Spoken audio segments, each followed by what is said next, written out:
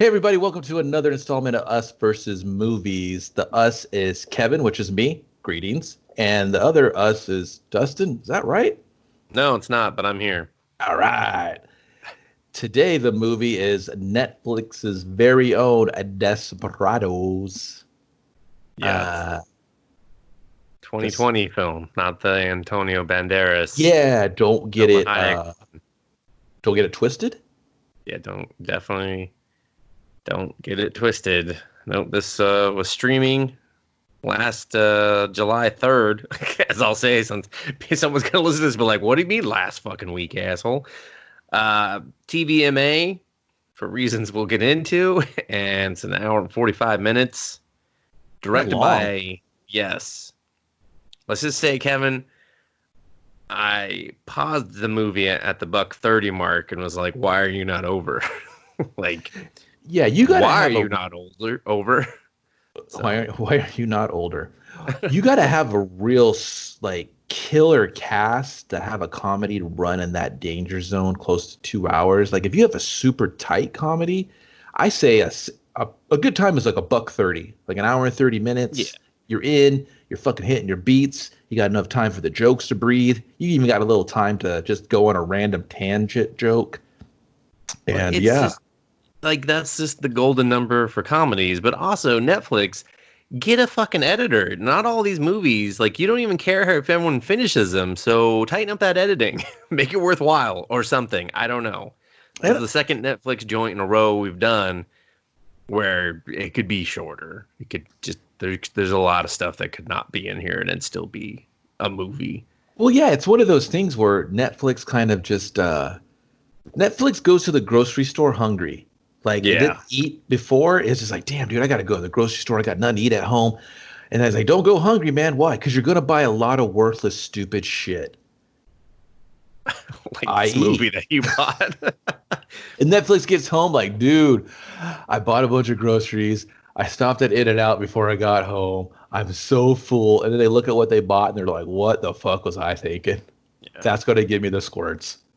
It's just, I don't know. It's like, I get it. You don't have to adhere to commercial breaks and stuff, but like, just good editing is still good editing. I don't know. Anyway, so LP directed this. She's directed episodes of Mr. Mom remake, which I don't even know. Like, that was on some weird streaming service. I think like Spectrum TV or some shit. So probably no one's ever seen that.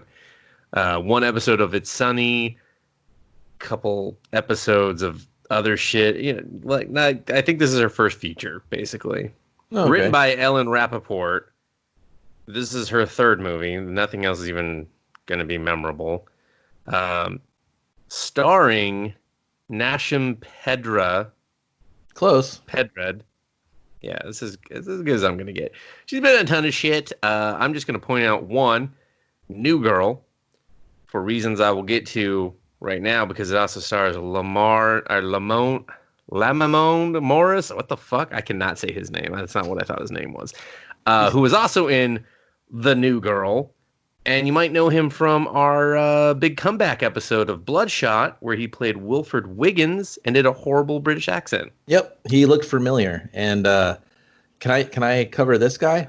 Sure. The love interest is a man that goes by the character name of Jared, but it's Robbie Amell.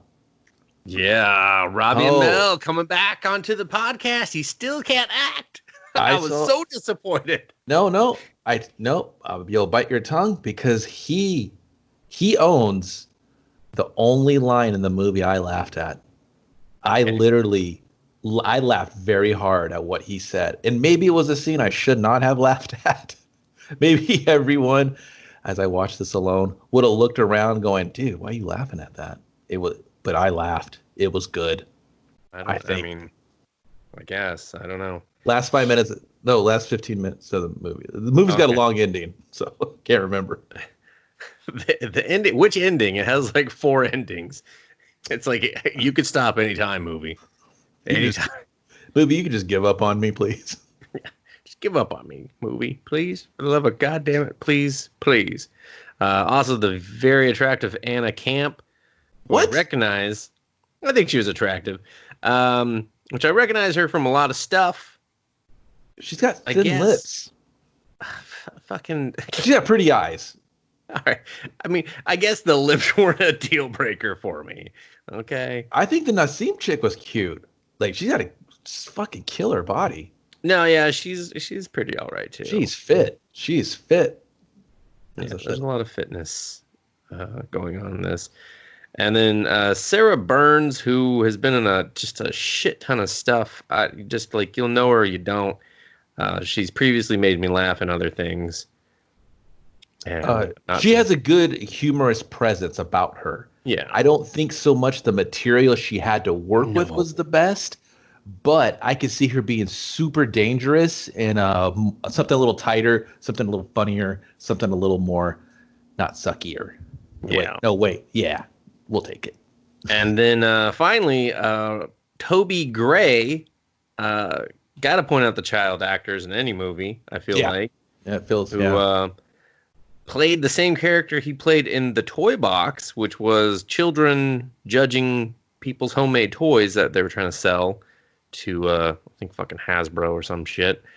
And he was playing himself in The Toy Box. So you should understand that acting was done by him. Everyone's confused. You might be a little confused. I was a little confused when I was like, why do I know this little bastard's face? And then I looked it up and I was like, that's fucking why. He was like, fuck you, Holmes. I'm fucking famous. Yeah, I'm famous. The Toy Box one season, we got it canceled. Oh, couldn't control the Toadmeister. Yeah. Kevin, how much did you hate me for picking this movie? I got violent. I didn't know what I was in for, per usual. I click it. I think it's a Western, potentially. You're like, who are these women and what horses are they riding? Yeah, I see some. I say, oh, look at these ladies. Are they is it cowboys or cowgirls? I like it. I like the flip. I thought they were going to be like cowboys, but they're women doing cowboy shit. And I was like, all right, I'm in. This is going to be cool. And I was like, what? She ain't got a job? She's unlikable in the first fucking 20 minutes? Do I like anyone? The Sean guy's all right. He's real kind of pedestrian. Spoiler, he's playing like a slimmed down version of the character he plays in New Girl. Yeah, real neutral, real positive energy, but not a lot of energy. Yeah. I was bothered that it wasn't what I thought it was. This is my revenge for the wrong Missy. I feel like these two movies are spiritual love children of each other or something. I feel like the wrong Missy was like the male made version, and this is the female made version. Yeah, when you look at the one sheet for it, like I assume tile, I was like, is this a Lifetime movie? Like, does someone have cancer and they're going on a road trip and they're going to just, learn about life? Desperados. Yeah. You don't love me anymore. That song is not used in the movie. I don't know if they couldn't afford it or didn't want to use it. And I did my own rendition. Yeah, no, you can't afford that. That's got to be a pricey song. Yeah, I guess. I don't know. They were like, but we can definitely use the title. The film opens up, I believe, in the job interview at a Catholic school. She's being told by a nun. This is our main character, Wesley, or Wes, as they call her. I did like that. I was like, I did too. I was like, Wesley for a girl? Oh, that's name. cute. That's great. Wesley for a boy, you just want to slap him to your handbrake. You want to beat the shit out of him. I'll give you all your shit, everything. Oh my God, these Ninja Turtles. I'm taking them. They're mine now, you fuck. So you get from going around beating up little kids, and they're still playing with Ninja Turtles. Just Wesleys. Just the Wesleys. Yeah, just the Wesleys. Because they're retro. And maybe the Tobys too. No offense, Toby, in this movie, but beat your fucking face in. Yeah, and she's my name's with Nolan. My name's Nolan in the movie. My real name's my government's Toby. Yeah, fuck him. Whatever. Nolan. I hated that too. I was just like, God, you don't look like a Nolan. The nun is, basically telling her that, we're glad to welcome you aboard. We're considering you because you're not a very strong candidate. Like, you don't have a lot of experience, but we like the cut of your jib. Yeah. And then Wesley proceeds to describe masturbation. Right. She's an advocate. She's an advocate. She also practitioner. A very passionate. A veteran, if you will. Yeah, she has a lot of tours under her belt. Maybe even that morning. We don't know. She answers the call of duty. She does whenever it arises. And then the nun gives her a scenario. I forget the scenario because it was stupid. It was like a softball question of like, hey, don't answer this to a nun. Oh, I think that's how they got into the masturbation. She was just like, I told her just to bang one out on her own, you know? Yeah, her boyfriend's making advances to her. What do you do? She feels uncomfortable or something like that. Yeah. And she's like, just tell her, masturbate. Just, the shower head with this owl statue I'm looking at, anything. I was like, that owl statue looks dangerous. Uncomfortable. And I was just like, you're going to break an owl head off in you, okay? Also, it was girthy. That was a girthy owl figurine. That's what. Yeah, she just gets real saucy, and I'm like, is this ad-libbed? Is she looking around the room looking for the lulz? It instantly told me my main character is an idiot. Because who applies for a school or a job at a Catholic school and then starts talking about masturbation? Yeah, that's just not. They're gonna say no, thank you. You just lost the job. So if you didn't want the job, why the fuck's my movie starting here? But if she would have led with her being a pedo later on in the movie, she would have got the job slam dunkaroo. For sure, Catholics. So you like, that's a joke, everyone. The little boys' penises. Welcome to the Catholic Church. Willy, willy, willy, willy, willy. So, where Dustin sees her as being a bit of a buffoon, he's 100% right. Oh. But what the movie, I believe, is trying to do is showing you that Wesley is a bit of a loose cannon. She's very hard on her sleeve. She's very transparent. She'll say what's on her mind. And that's why everyone loves her. And she thinks her personality might have a bit of a raid repellent type aspect. You're talking about like the movie Raid, like bashing people's heads into the side of the wall. Then she would be tremendous. I mean, that's just her personality. It's not fun. You're just like, she's real, just foot and mouth disease, just kind of just saying, but there's no problem with it in the eyes of herself. Wesley, she's just kind of, fast, loose, shoots from the hip, no, very unapologetic. So that's how she sees it, when everyone else is kind of like, hey, you need to rein it in. You're being a little bit of an air quote wild card. Yeah. And so enter Brooke and Kaylee.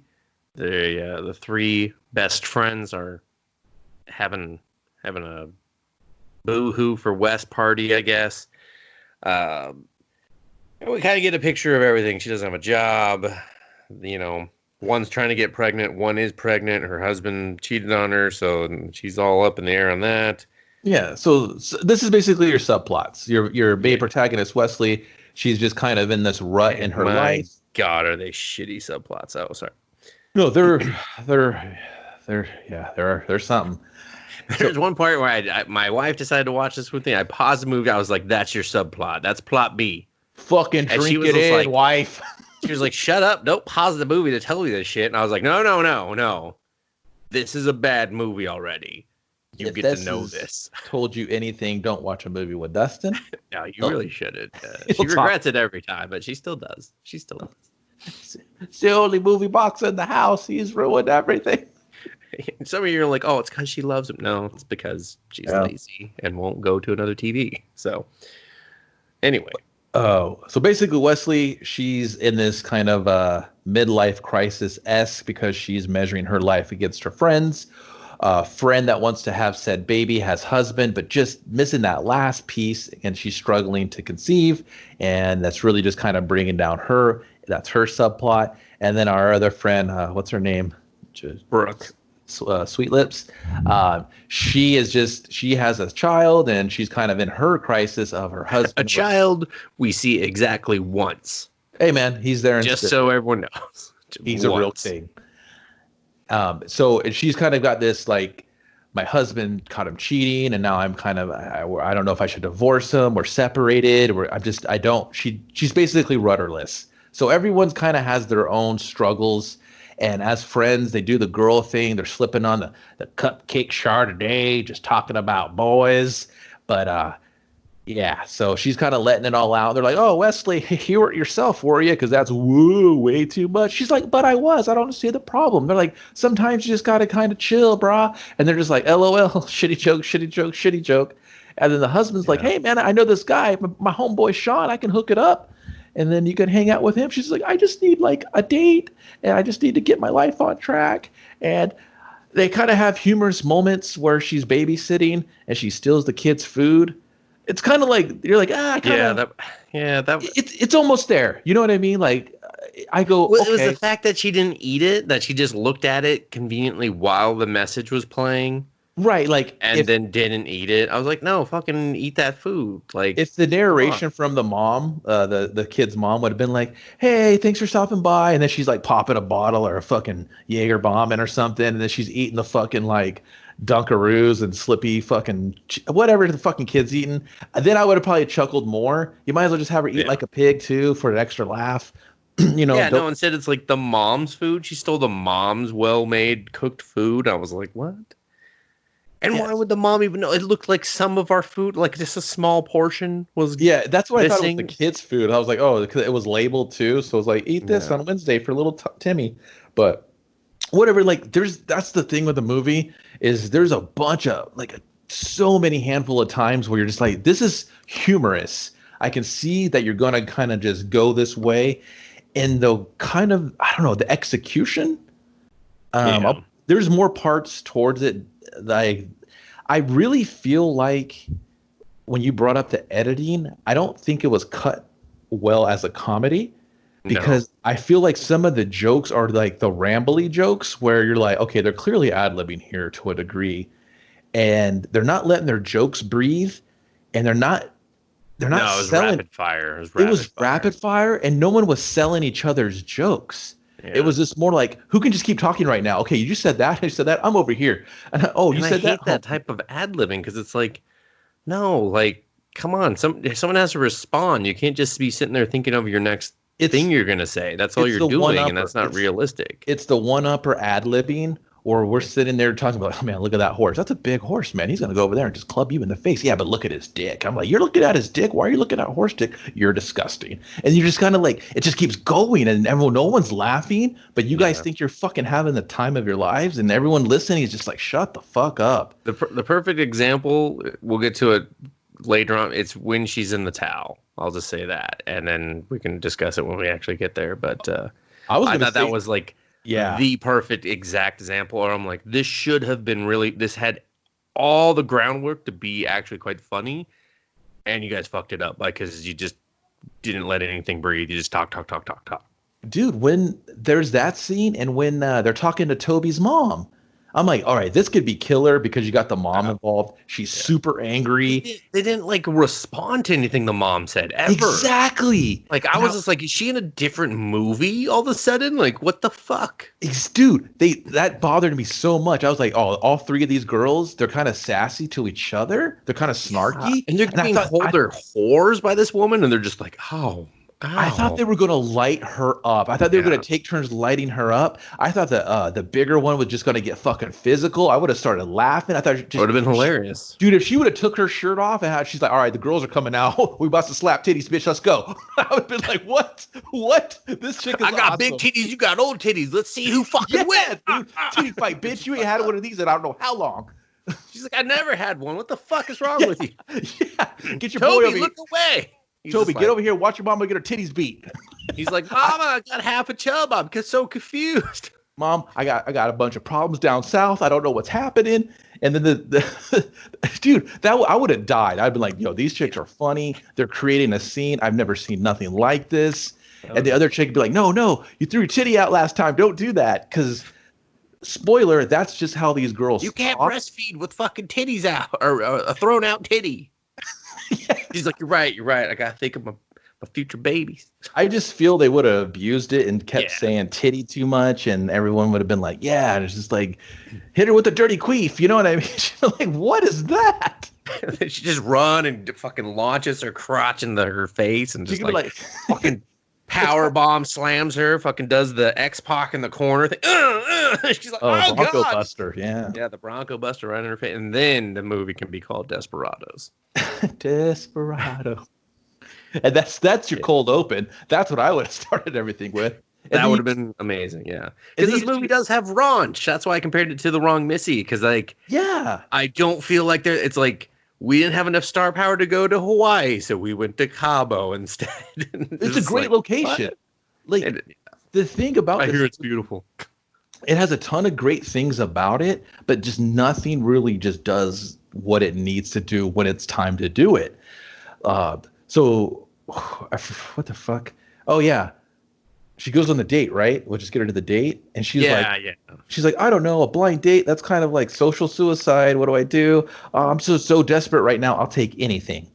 Yeah, so he calls her. He's like, hey, let's put Echo Park over real quick. We're just going to put Echo Park over a couple times. Before we push Echo Park over there, I was like, dude, how does she have no job and live in fucking Echo Park? Hey, guys. Dude, yeah. Here you go. Little LA snippet. That shit's expensive. That's like a hipster mecca. Like, she's not broke fucking with the apartment she had. And that she either, no movie. No. Yeah. And then, like, later on, she talks about, like, her mom talks about her having, like, an online gambling addiction. I was like, fucking seriously, no. I mean, she has no fucking money because you definitely lose online with that shit. No, she should. That joke had potential. She should be like, honey, get the fuck off DraftKings. Yeah. Mom, you know that's the only thing paying for my fucking rent right now. Get off DraftKings. The Dodgers haven't had a bitch in I don't know how long. They got rid of. Yeah, it's anything. And I would have laughed. I'd been there was a lot of jokes that just you watch them arrive and then be shot and die promptly. But they arrive and come with no flair, no pageantry. They just kind of like, and you're like, oh, what was that? Was that the joke? Oh, fuck. And then they make Echo Park seem like you can just like jaunt around all of Echo Park like it's some. Hold on, Dustin, you're missing the key plot pinnacle character development for it. I was gonna go with it. Okay. She gets a phone call from her ex, and he's proclaiming all these things that he's doing with his new girlfriend. Which was weird. Why would he call it all? Well, I don't want to see that it was on, but like it seemed like I didn't know how to take that because his delivery was so. It was odd. I didn't know if he was being snarky, sarcastic. Yeah, because he knew the exact page. He's like, "Oh, I just didn't want you to stumble upon it. It's around 75 or whatever." And I was just like, "Okay, you're giving her the exact page number." So she goes to the only last magazine stand that's a huge like fucking thing. It was beautiful, and I loved if that would exist still, but it if it had the 3 bookcases that could only hold 1 book at a time. Love it. They're just like, no, just 1 copy at a time. I think I could fit 3. No. All right, Phil, it's your last goddamn day. It's also my first day. Well, you tried to put more books on the bookshelf, so get the fuck out, man. Phil, we are going digital, so you might be cut. I run this by myself. I sleep in the corner. Echo Park, rent's expensive. She goes, and then she sees the fucking ex in there, and basically he's doing all these things that she wanted to do, but she's basically being herself, and that's not really winning over the guys, and she can't quite figure it out. Kind of a humorous comment. I did enjoy the piggyback line. Oh, are you? Yeah, exactly. Humorous comment where it's like the bride running on the pier, but the groom's being piggybacked by her, and he's like, "Fucking piggyback? What the fuck?" Like, yeah, she's like, "That's fucking lame." Yeah, the way she says it, I was like, "Man, I hope you keep this cadence with your delivery of it." It's like every 105th line, she would hit that note again. You're like, oh, it's gone. So fleeting, so fast. Yeah, and so that's when she, says the date. She calls and talks to Sean. Oh, yeah. Played by Lamorne Morris. Just Mr. Morris, please. I'm gonna keep butchering it because of that fucking bloodshot performance of his. And they talk, and she's like, yeah, we should just have an automatic out. If one of us isn't feeling it, you just say no, and then like boom, end of date. Can I ask a question on the production side? Yeah. I found it really odd that we didn't cut to him in the phone conversation. Like, was it supposed to be a big reveal on who he was? Or was it because he's a black dude and I'm supposed to be like, uh-oh, I think she's Persian. Well, possibly Persian or Armenian descent. And I was kind of like, what? Is that No, I don't think it was that. Is that editing bug again? No, well, possibly that. I think it was more of the big reveal that they were working opposite of each other again because they played a couple on New Girl.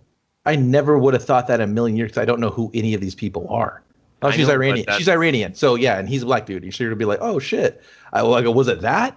Because if you're trying to tell me the same, race is never brought up in this movie. No, I know. That's why I'm looking for like an explanation of it doesn't matter. I don't give a shit. I think it's fine. I think it's great. I love it. But okay, now you're why was that a little crazy about it? No, it's just I don't get why like that was a thing. I think it comes off like a janky movie to me, you know. I don't know. I think it would have been weird just to cut and meet him on a phone call. Like if he had been introduced previously, sure, but yeah, maybe. Yeah, I don't know. I mean, I think it was okay, I guess. I mean, because he really has like this weird sub character role in the whole movie. I feel dude, I feel like he was a main character because and I was like, yeah, but not really. And he showed up again. I was like, yeah, you got a subplot. You're a subplot. You're not going anywhere. I'll see you about 8 more times. Exactly, though. But I mean, yeah. So anyway, so they show up to the date.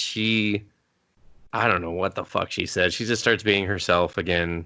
Well, she starts gushing about the mutual friends that they have and the points in their life of like, oh, did you go to our one friend's marriage and wedding and babies? And he was like, all right, I'm out. And she's like, what the fuck? And he's like, well, we agreed. Remember the whole out thing? You're kind of acting crazy. You're a crazy chick that's coming at me with marriage and babies. Marriage, babies, and fucking old age in like the first 5 seconds. So yeah. So and then he bounces. And she was like, what the fuck? We were riffing.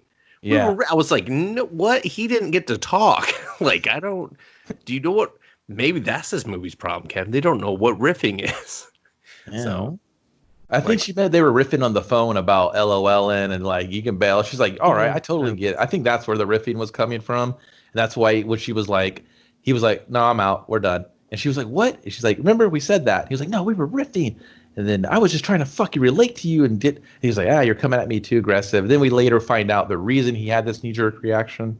Yeah. And then it makes sense, but there it does. You're just like, whatever. Right, yeah. There he just kind of comes off a wee bit prickish, but I was totally, in all honesty, he's the only character I really liked for the most part. Because he's the only likable one, because he's doing a bunch of like likable super shit. Heroic, nice shit, you know? Yeah, he's the nicest man in LA. He's the nicest, most stand-up guy in the whole thing. Like, maybe other than like the Cabana like hotel guys, they seem pretty nice. Like, well, I mean, they were kind of dicks at the very end of their stay. I'll say. You know what? I think they were allotted to be like that. They were. Well, yes, they yeah, justified, but still, you know. So she leaves and she's upset and she like slips or something, falls in a hole. There's a little pothole divot. She's got these high heels and these tight that we don't see till the end of the movie, but whatever. So yeah, she basically eats it.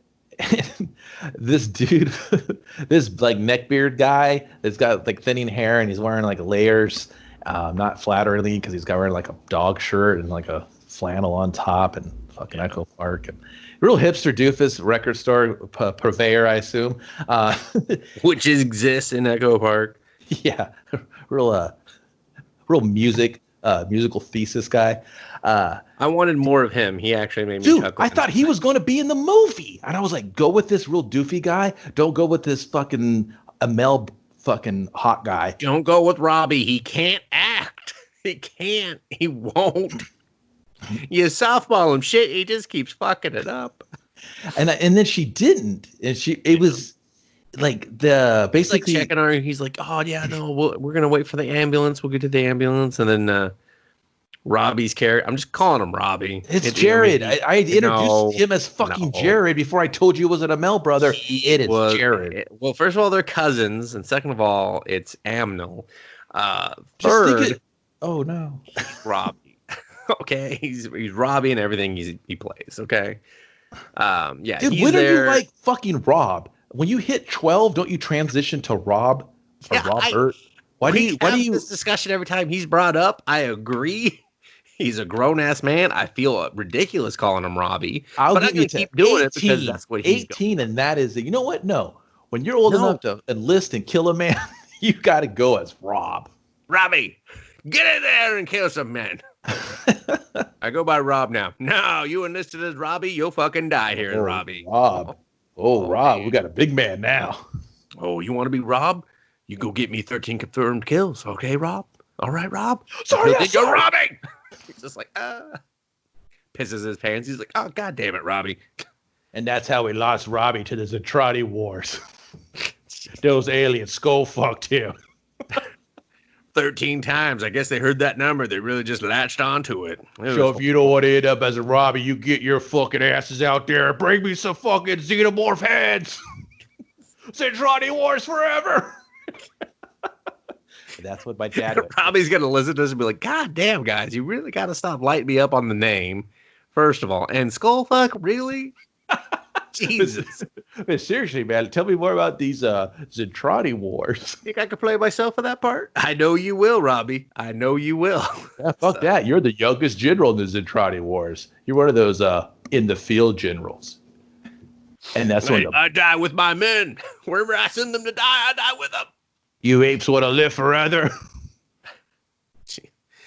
So, yeah, Robbie, he has some decent lines here. He's like, I hardly ever kill anyone. And you're just like, haha, that's, all right. And wait, as he's helping her off the ground, not killing because there's a crowd of people.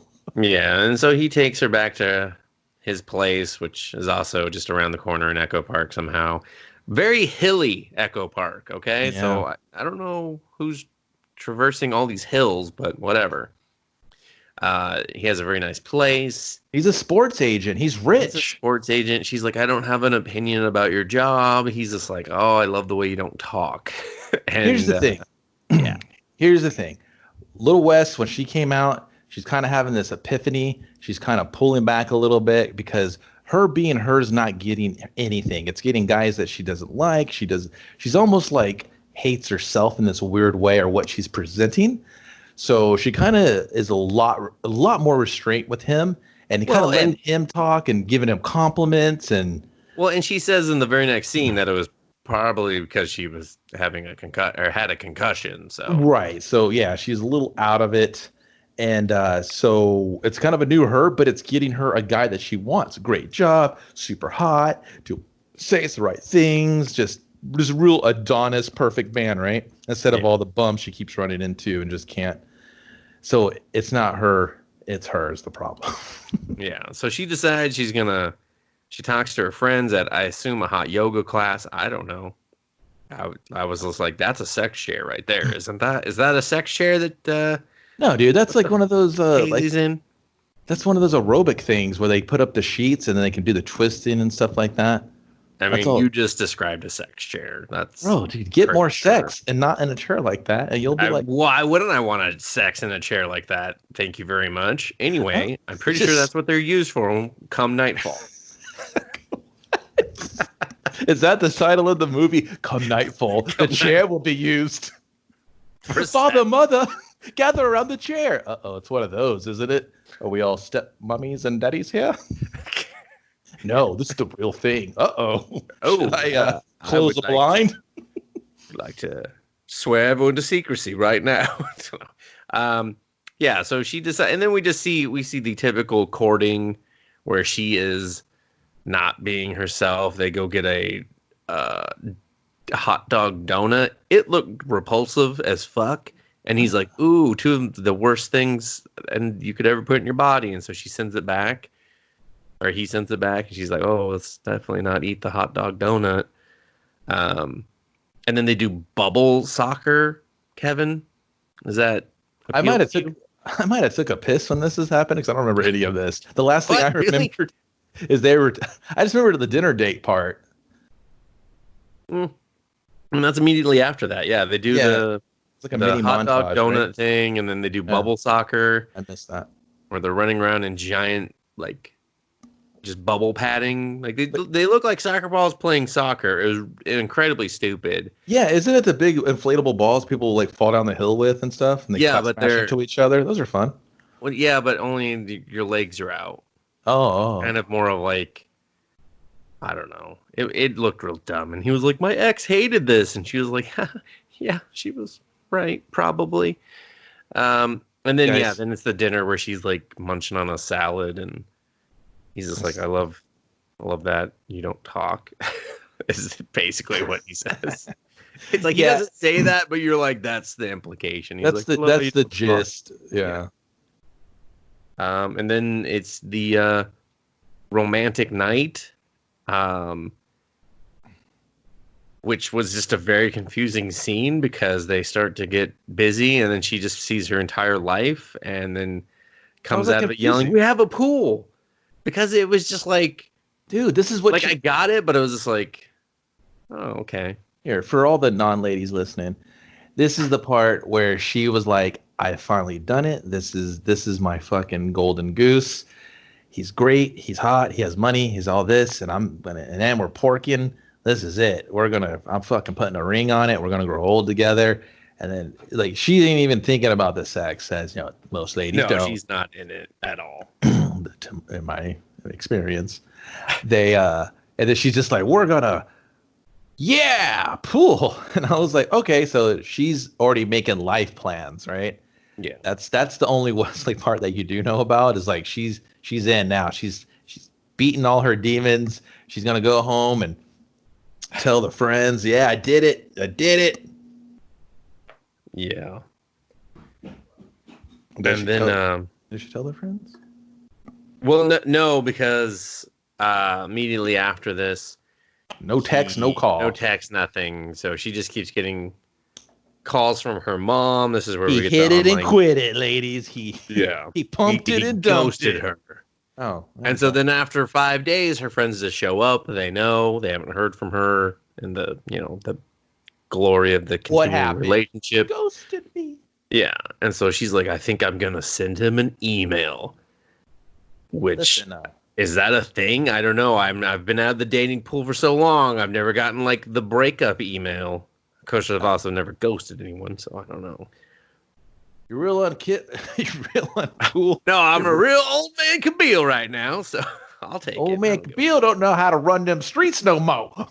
I don't know how to do ghosting and the TikTok and the Fortnite dancing. You may as well just fucking kill me right now. I'm old. So, and so they do an email. So she's hurt. The friends got her back. Yeah. And they're drinking and they're just angry. She's like, "No calls. He won't answer my calls or anything. So what am I going to do? I'll email him." They're like, "Yeah." And then she's like, "Well, I'm going to say this." And she's like, "You fucking suck, piece of shit." So she just starts going in. And then the friend's like, "Oh, say this." And then she's like, "Yeah, say this." And they're just they just take turns typing and stuff. Yeah, they're dogpiling and they're sharing the computer. The line that I thought could have been funnier if the delivery had been funny, if they weren't trying to play like drunk people so hard, was the dead dad line when they're like, "Is that true?" She's like, "Yeah, it's real fucked up." It just like their delivery wasn't solid. Well, that was okay because the one girl was trying to do the heavy lifting in that scene. What's her face? Not the blonde, not the Wesley. Oh, Kaylee. Yeah, the Kaylee girl was trying to like kind of offset the little bit of the mean with the kind of the wonky, weird, funny. Because she's kind of she's real earthy, real spiritual, real kind of granola out of the three, I should say. I'm sorry. Nah, kind of two. two and some change. So they kind of just bury this guy, right? And she she tries to send the email, and then they're like, "No." She's like, "No, I'm stealing Wi-Fi. You got to get closer." Yeah, you got to find the signal, which was funny. That part I was like, they stayed with her being dead ass broke. Yeah, and like a thief. So, And then so she gets this unknown call. She goes outside. Lo and behold, it's Robbie. Because she thinks it's the mom. So she's like, oh, my mom won't stay blowing me up. She's fucking Christ. And then she's like, hey, babe, this is me. Man, I got in a car wreck. I was in Mexico because the soccer player that he got in trouble. So I had to go to, and then, man, I'm all fucked up. I'm in the hospital. And she's like, what?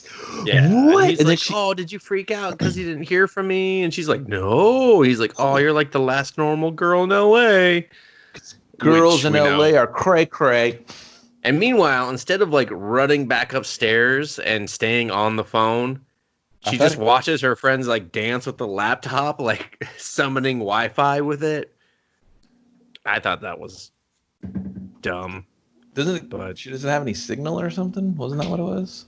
I don't know. I mean, there's no phone she had signal. To go outside. There's no fucking Wi-Fi signal. She's broke. I would have risked losing the call to not send the email, Kevin. Like, dude, if she could call back. If she's on AT&T like me, she got to be on Wi-Fi to get anything to fucking work. Well, then she needs to go back up to that sweet spot they're at too. Well, that's true. Just go to the part where your mom calls you. Yeah. So he's like, yeah, I'm going to be in the hospital for a few days and maybe they'll let me go. She goes back up. They're like, we sent the email. There's some weird, like, what did you say thing? And I was like, how are either of you confused by what you said? You both heard each other clear as day. No one even talked over each other first time in this movie. But no, this part's really unfunny where it tries to be this stressful unfunny. Like there was a part where it could have been really humorous where she takes her shoe off and she throws it at the window. Yeah. I would have went all the way with that. I would have been like, listen, take your shoe off, beam it to the window. We're going to ADR glass breaking and it needs to hit this one in the face. That would have been great. I would have been great. I would have went all the way because a lot of the time no real physical comedy happens to the other ones except for Wesley. She's the only one that kind of takes the pratfalls, the bumps, and everything like that. So I was like, this would have been a perfect time. I mean, the earthy one, she could have just cracked right off her head, and then she could have like, great, dude, she would have sold it perfectly because she strikes me as more of a physical comedian than the blonde. Yeah, and then the laptop lands, it hits the Wi-Fi signal perfectly and sends. You get your physical comedy. And then she kind of did it to herself rather than it being her friend's fault. So. And then the blonde that was supposed to be super drunk, she could have like poured her fucking wine on the computer. She's like, "Fuck you, computer!" And then the chick had been like, "Oh, why'd you do that to my computer too?" She's like, "I was trying to stop it." Oh, that was a Surface laptop. Oh, fucking hell! What the hell? Those aren't cheap. And now it's broken, and I don't have a job. Now you fuck me. This movie was written on that. Where's my other? Probably. Where's my other shoe? I would have done something like that instead of going, what'd you say? What'd you say? Hey, we buried him in this email. And we find out he's a good guy because he's making the good guy call. And he's explaining everything. And you're just like, and there now you're ladies. A piece of shit. Wait 6 days for ghosting, okay? Because there's a chance on day 5. He still won't call. No, he won't. How about this? How about be a modern woman? You get that dick, and you go to his house the next day, you pound on the door, go, motherfucker, give me more. Give me more. Or I'm calling you a whore. And they're just like, whoa, fair. Call the guy a whore. Tell him he gets the name calling. Yeah. So Wes comes up with a horrible idea that propels the rest of the plot. She's going to go down to Mexico, to Cabo, break into his hotel, and delete the email from all of his electronic devices. Her friends ask some great questions like, do you know his password? She says no. The Brooke chick says that she wanted to suck a guy's dick until he gave her the password on like the 5th date or something. The joke falls flat. That's why I'm ruining it for you. And then she talks both of her friends to go to Cabo with her. The sad part is you told the joke, you kind of said it better than she did. That's why I spoiled it. Like, to me, she's the most unfunny one. Like, I don't... No, yeah, very different. She should have been the straight man, and I think that was the role and the goal for most of the time, but she gets in these weird verbal transitions and dialogues with people where I'm just like, are you trying to do the funny part? Listen, the girl... Well, the main girl should get all the laughs. Yeah, when you don't have it outlined of like, okay, you get all the laughs, you get the weird shit, and you're the straight man, and everyone gets to ad lib, those lines get blurred instantly because that's totally what it was supposed to be. jokes, Yeah. weird shit, straight man. But Yeah. it's like just more and more in comedies, like who's who? I don't know. You're all just trying to get your shit in, and it's not working. Well, it's like everyone wants to be like Bridesmaids, where there were so many of them, and they're all just saying just shit that almost any of them could have said, except for like McCarthy's character in that, where she's the outlandish one.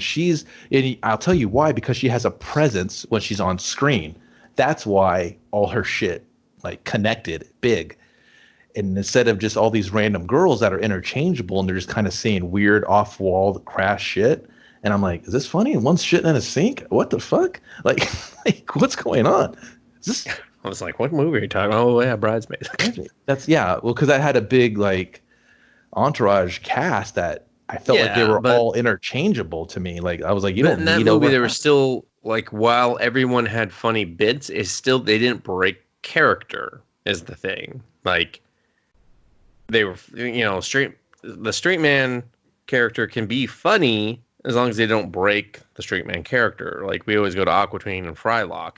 Frylock's funny because he doesn't break character.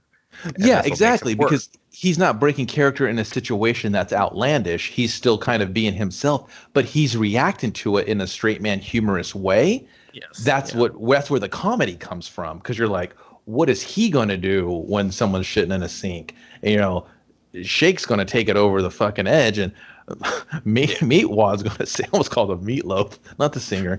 Meatwad. Meatwad's going to say something funny like, "Ooh, what you been eating, boy?" You know what I mean? Or that's the thing. And Shake's going to be like, "You're disgusting." Yeah.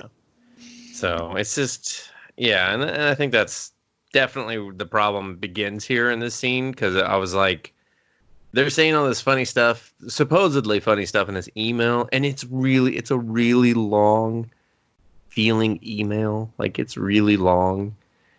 And I just had to wonder, I was like, was there a better cut of like actually funny stuff? Because none of it was funny. Like Thin Dick, I was just like, Deuce Bigelow wants that joke back. Sorry. Like, you used it the exact same way practically.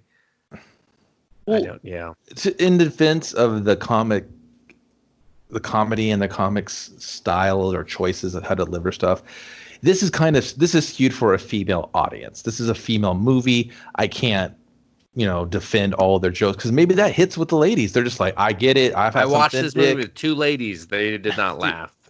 I do. So. Yeah. Good job. At the same time, it wasn't like I would watch it with my wife and then found a different lady and was like, "Hey, different lady, watch this." No, it was my wife and her friend. There was no laughing going on. I know those people, and I don't think this is their demo. They're not this. This isn't for them. Well, all right, yes, that's fine. Fair point. Anyway, so we're in Cabo. They're checking into the hotel. This is probably my favorite scene. Ramon, the very aggressive bag usher person. What are they called? The luggage handler? I don't remember. Kevin's just letting me fucking die on this, but whatever. She only has a purse, and he's trying to fucking take the purse for whatever reason, like very aggressively. She's like, "No, it's cool, man." And falls on the floor. Out pops her pink finger vibrator, if I'm familiar with the terms. If I'm familiar with the product, as I am. I maybe have reviewed it before my life. No, I don't know. If I may speak on this for way too long.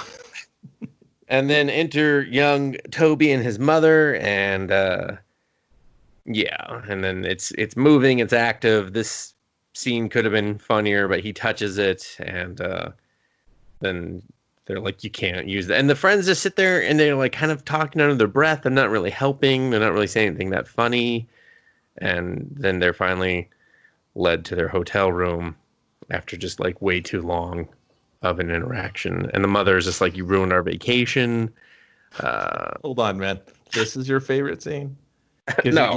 You're reading it like an epitaph. Just the Ramon part. Just when he's just like, give me that fucking bag. Like, that's it. Like, Ramon, hands down favorite character the whole fucking movie. Well, just his little mannerisms and shit. Ramon was great. Was great. he grabs the bag, the dildo vibrator falls out, and then everyone just kind of stops to look at it. You might as well just put the record skipping sound over this part, Oh and yeah, everyone like seven stops. people are just staring at this giant dildo moving. And if it was me, if this was my movie, my scene, I'd be like, all right, dildo flies out, vibrator, whatever. It hits there. I'd do it in slow motion, be like, doom, doom, doom, doom. And then I'd have somebody in the background going, that's a fucking dildo. Just somebody random just yelling, fucking nasty bitch. Something random. She's gonna be like, Oh, you hey. have someone go, no, that's a pink lady fingers. Ooh, that's the deluxe model. Someone likes to get down. And then just like walk away. You and save it like, for the weird friend. The weird friend's Yeah. gonna be like, hey, you probably put a lot of money into you're serious about this, huh? She's like, well, I don't. I'm super embarrassed. You No, just kind of like, it's not a hobby anymore, is it? It's a way and of then, life. and then dude, the kid should have been like, oh wow, look at this, it's like a double-bladed sword. He should start putting it in their faces, and they're like, whoa, whoa. Like they were like, no, you have to delicately touch. He picked it up like a dead baby bird, and I was just like, what are you doing? And then the mom should have been like, what is that? And she slapped it. Yeah, it was like the mom was blind. She was just like, what's happening? What is he touching? Someone describe it to me. And I was like, what? It's a dildo. They should have gave the mom killer line. She should have been like, "Oh, why does it smell? Does it smell? You smell." And the kid should sniff it. He'd be like, "Oh, it does smell kind of like collard greens. It smells like a yeast infection." She's like, "How do you know don't about just that?" say that. You do. You go for fucking No, brokenness. the kid goes collard greens, and he's like, "I hate that." And then she's like, slap it, and she'd be like, "Collard greens," and the other girl could be like, "Ooh, vinegary." And you know what I mean? If the two friends are going to sit there and do nothing, they just need to make commentary over better jokes. That's what I would just do that because. Just anything than what they did, I guess. Yeah. I know you don't want to linger on there, but this could have been more rapid fire. It's just the way that everything in this movie could have been more rapid fire. So yeah, it's the thing is like they rush jokes sometimes, but it's more when they're ad-libbing and there's kind of really no flow. If they would kind of just wait and let everyone almost take a turn and play off it, you're kind of building this giant joke mountain. And everyone's just waiting to get to the top for the killer knockoff punchline. And then And I feel like it's Apatow's fault. Like, even though he has nothing to do with this movie, he popularized this, like, one take fucking ad lib shit. And like, if you go back and look at like blooper reels or cuts from like old comedies, basically, they would sit there and they would do that. Like John Candy would sit there and be like, I'm gonna shoot out like one line after another, but it was just John Candy. That way, the editor and the director could be like, that's the killer line. Take that one. Instead. You got this shit where they're just like, well, I have to use the entire scene now because there's no break in any dialogue or anything. So I have to just use this whole fucking thing or nothing because otherwise it doesn't make any lick of goddamn sense. So, yeah, it's just kind of a... And if you think this scene we're talking about is long, wait till they check into the hotel and then they go around the entire fucking resort and a commercial for the resort ringing... his phone trying to find his hotel room. It doesn't even make a lick of goddamn sense. His phone has been unplugged for how many days? And she's calling it numerous times, wasting the battery. And it's just insane. I don't know. I think it's a wasted opportunity. Because like I said, some of the moments they have, some of the joke devices are funny. That could be super funny. I just think... the approach and the trust and the comedy and the way they attack it with the mumbly back, it needed to be a little bit more. It's like, just go for it. Like, just be ridiculous. You already have ridiculous moments coming up. Just go for it. Just tell the audience, hey man, that first 15 minutes was this weird rom-com thing. Now we're just going to go into fucking Raunch City. Fucking, it's just going to get real nasty. We're on the island, different tone, different beat. And you're like, all right, just do it. Just commit. Stop playing fucking both sides with them. Standing around mumble comedy shit. I don't like that mumblecore crap. I don't like mumblecore.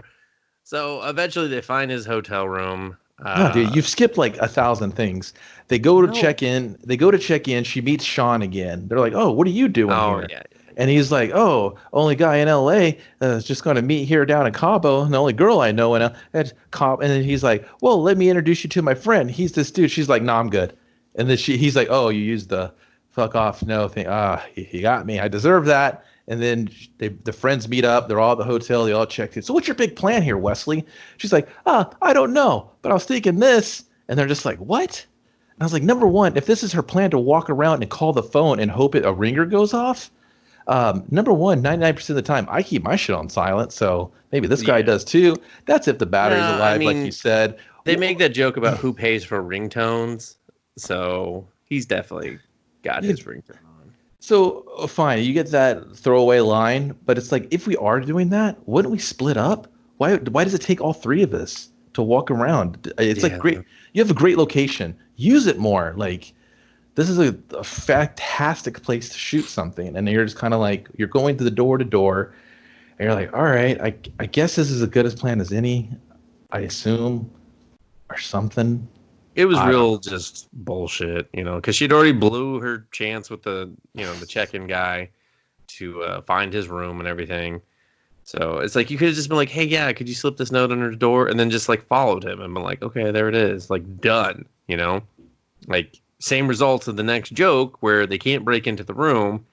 And so they have her put on a towel and hold an empty tray of food and call the desk essentially to be like, oh yeah, there's a woman trapped out. Can someone let her back into her unit? There's only two people that work at this hotel though. One of them being Ramon, and Ramon is sent to, let her in. And he's like, you're not in the right place. And she's like, no, just please, just let me in. And she goes into the wrong hotel room because that's how this has to go. And enter Nolan again, who had some, I don't know, some dialogue. He says some things, and he respects her as a woman when her towel drops, and then he touches her breasts, and then he orgasms. Right. So here's the thing. Wesley finally figures out what room it is. Sorry, I had to listen to Dustin explain it. I was like, this is atrocious. Well, I was waiting for you to kind of jump in and counterbalance, but you were just like, let him sink. Like this movie. Let him sink, let him sink, let him swim. So she finally gets in the room after all this. Her plan works. Like the Ramon dude's like, I don't know, I'm gonna get in trouble. We don't do that. I don't get in trouble. Oh God. She's like, please. Perfect time would have been like, my blonde friend will blow you. She'll blow you. She blows everything. She blows her life. She blows a dude for passwords. And the Ramon had been like, well, I would have done a joke. Because we were about to introduce her subplot, so no. Like the blonde friend can't blow him. That's when we're trying to be funny. Our point is to be funny here. She's already set that joke up. And just say she blows. She launched the joke, and then you get another blow joke, and then you have another blow joke towards the end, and then you're all blown out. So then Ramon lets her in and just risks his whole fucking job for some puta, and you're just like, all right. She gets in there and she's like, whoa, okay, all right. There's a bag. Oh, let me go into the ladies' room. She's confused. She's starting to get upset because she sees a lot of women's stuff there. She's seeing like women razor, lotions and stuff, and she's like, dude, is he like cheating on me? Is this? And then all of a sudden, Toby shows up. He's like, you're back. I knew it. And she's like, our love won't be lost. And she's like, I knew you came back for me. She's like, whoa, what the hell? Pedo joke. And you're like, all right, let's say those roles were reversed. This shit would not fly. So her towel gets caught up on something, and then he grabs. He's like, I'm not looking. I respect you as a woman. And she's like, God, stop being weird. No, he literally touches her chest and orgasms. He goes, or some fucking weird goat noise that he makes. I don't think he orgasmed. No, he totally. That's what that was, man. I don't know. They may not have been like, make it really big and long and obvious, but that's what happened. Okay, he was a young boy who touched breasts for the first time. He had a quick release. Okay, dude, quick release into manhood. He was like, listen, I'm there. I don't even like talking about this, let alone this. Anyway, so then the mom shows up. She's like, what the fuck's wrong with you? Another wasted scene with the mom. The mom should have been this like. The mom should have been fucking her up, man. The mom should have been a pseudo opposition for her, kind of like blocking her way to all her success. She should have been like, oh, that's it. You toothless whore. We're about to do it. And then mom should be like, I don't know, taking her clothes off. We'll fight naked. That's the rules. All right. And the son should be like, Mom, not again. I mean, the mom could have been coming out of the shower, so you just had two naked ladies squaring off and just like not showing any of it, which was fine. Like, I'm not saying I have to see them naked. No, you just don't know that they're naked would have been fine, and then just have them, and then you just show like Wes running away, covering herself with whatever she could find, and then the mom running after her in like a towel, being like, "I'll go fuck you up." Yeah, the mom. The mom could have been in the shower. And she's been like, oh, my God, he's cheating on me in the shower. You know what I mean? This is other woman's here. And then the Toby guy does. They do their gimmick. And then she comes out in her towel, like you said, and she's got a towel on her head. And she's like, oh, that's what we're doing, naked towel fighting? You dirty bitch. Let's do it. And then Wes is like, oh, shit. Oh, shit. Or even better, she's confused. She's like, are you here for me or my son? I'm so confused. Nah, I don't like that. And then they start fighting over. They already do some bullshit like that at the end. I don't like that. And I would have just cut to the outside of the hotel and just had a Wes fly right through the glass, just shatter through it naked. And I'd been like, yeah, okay, let's get weird. This movie's weird. Let's do it. And I would have laughed at that because it's fucking preposterous. Yeah. Instead, Wes goes, he discovers her clothes were taken because they hid them like idiots, just out in the open. They just put them in the curb. It looked like someone just ditched clothes. I was just like, why don't you hide it like in a tree or behind a bush or anywhere? Anywhere that someone would obviously look and be like, yeah, because that's exactly what happens, and which is exactly why they did that. But one of the stats. So then Wes, instead of going back to the hotel room or anything, goes to the bar. She can't. She's locked out. Yeah, just go to your hotel room, sit like that, and wait for them. Dude, don't fucking run around to the bar. Oh, wait, no, we're forgetting the subplot with friends. Yeah, they got dates, dude. So pseudo dates. They're hanging out, and because the one friend, Kaylee's like, you got to get a revenge fuck. And then Brooke's like, I don't know if I want to. And then they pick like the two worst guys in the whole bar. And I loved the guy at the bracelets, Kevin. I fucking love that guy. He made me laugh. He sounded like you. He said some shit that you would say. So I was like, that's rude. I was like, this is fucking Dustin right here. Is this a Dustin cameo? Dustin was like, say these lines. That's rude because he was an ugly man, and I did not resemble that. No, not resemble him. I said you fed him lines. Oh, I don't even remember half the shit he said. But dude, they're going over there like, what's up? One guy's he's probably a little on the gay side, and so they. Oh no, he totally was. I love that too. I was like, this is the best fucking random extra character ever. They were like, she's like, I made a friend. I was like, oh. That was great. And the other prince like, yeah, I'm so happy for you. But the blonde girl, she's getting hit on by the jerk off, the Brooke character, and he's just like, so she's looking at him. He's like stroking the beer bottle up and down, like nodding his head, and she's like, ew. She has an ew look on her face. She's like, so man, are we just gonna like fuck or what? And she's like, whoa, or what are you talking about? Oh, I don't. Yeah, she's like, what are you talking about? That is not what's happening here. And he's like, well, why'd you come over to pick me up then? Yeah, she's like, oh, this guy's great already. She's like, maybe I came over here to see how many bracelets you have on your wrist there. Yeah, she's like, you're wearing man sandals, and is that 5 bracelets? And his friend's like, I told you just to pick one. He was just like, I don't want to pick one. They're all cool. Yeah, I don't want to pick one. They're all badass. Yeah. And she's just like, well, then you're going to fucking jerk off to those bracelets. He's like, maybe I will, because I already popped a blue pill. So. Because they sell blue pills, everyone. That's the joke. They sell the blue chews. A dark place talking about her husband. She's like, why don't you make a pill where you can your dick blows up when you sticks into another vagina, and they're like, whoa. And her friend's like, I think that's a human rights issue there, and that kind of made me chuckle too. Well, that's what I'm saying. That mumble joke bullshit. That's funny what she said. You should have let her have that. Like, you don't have to like stop the movie and put the camera on her. Just, I don't know, raise her audio a little bit so everyone goes, oh, I get it. I just didn't go right past that joke because now everybody else is mumbling their fucking lines. Yeah. So it's a long scene that ends with Wes showing up. Then the mom and the son show up again. And Wes shows up with like one of the like a basically lounge like a furniture, lounge cushion around her. So showing her backside. Friends are like, WTF, and I'm like, please drop the cushion.